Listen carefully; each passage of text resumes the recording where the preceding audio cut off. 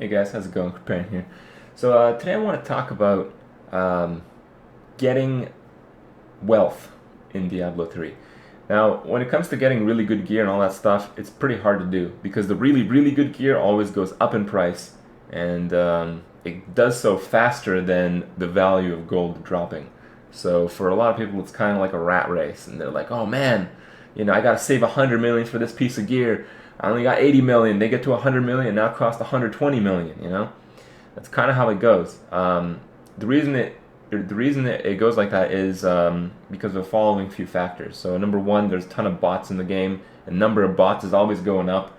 And in this level in the game, in this time in the game, the number of players is typically going down. So because of that, you're going to have gold losing its value pretty fast. So if you're the kind of guy that's just accumulating gold, you're sitting on gold, you got like 600 million, you're telling all your friends, in terms of value, you're losing like 5-10% a day in some cases. So you need to watch out for that. You don't want to sit on gold. And there's a few other things that you can do to actually increase the wealth, because having gold, you actually lose wealth just holding on to it. So that's really the key to getting where you want to be in the game. You want to increase your wealth, and you want to do so by holding on to things that retain value and trying to avoid things that don't have much value. So first, we'll start with the things that don't have any like prospects to gain in value. So that's gold. Gold is not suddenly going to become more valuable. The only way that may be is if like the PV patch comes out for a short while, people are really going to need gold, and because that the demand might go up for a while, but it's going to be like a short-term thing, not a long-term thing.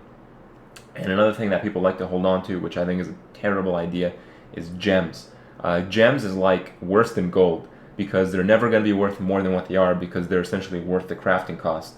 And not only that, but it's not essentially gold because you can't spend it directly. So you want to avoid holding on to excess gems. You want to avoid holding on to excess gold. So what do you want to hold on to? My experience is that certain items don't really lose value. Those items are pretty hard to get, and that's why the game is at an unfortunate stage for most players.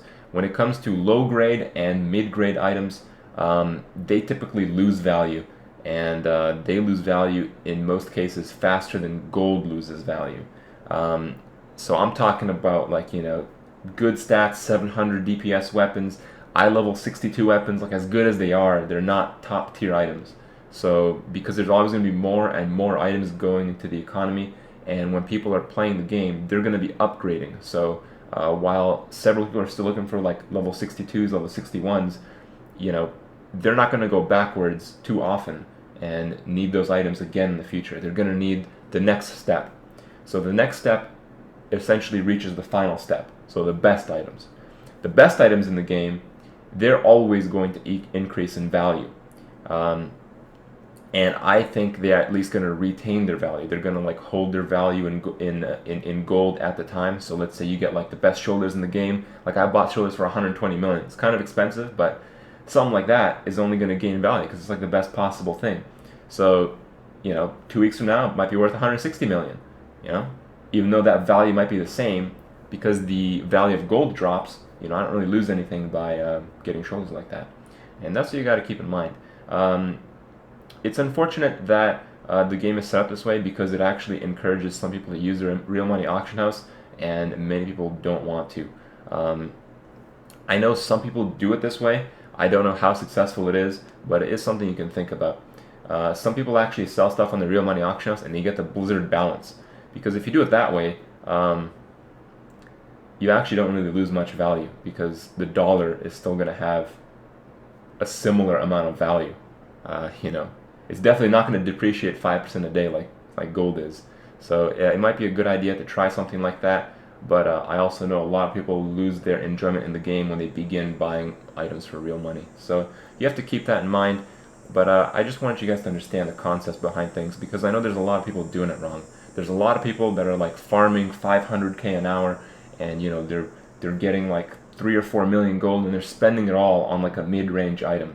And a week goes by, it's worth less, it's worth 2 million, and that's despite the fact of gold losing value.